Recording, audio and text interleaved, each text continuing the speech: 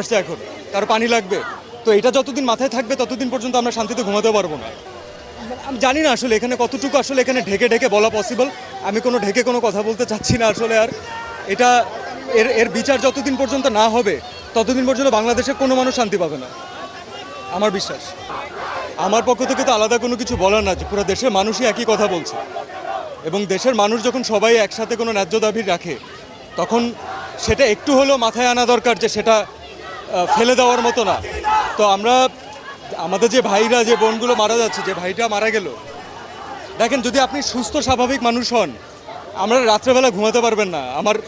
আমার কানে এখনও বাজে যে কারো পানি লাগবে, কত পানি আসছে এখন, কারো পানি লাগবে, তো এটা যতদিন মাথায় থাকবে ততদিন পর্যন্ত আমরা শান্তিতে ঘুমাতে পারবো না। এবং এটা দেশের একজন নাগরিক হিসাবে আমরা তো সারা জীবন মানুষের জন্যই কাজ করেছি। আমরা যারা এন্টারটেনমেন্ট ইন্ডাস্ট্রিতে কাজ করি, আমরা কার জন্য কাজ করি? কোনো ইন্ডিভিজুয়ালকে দেখানোর জন্য কাজ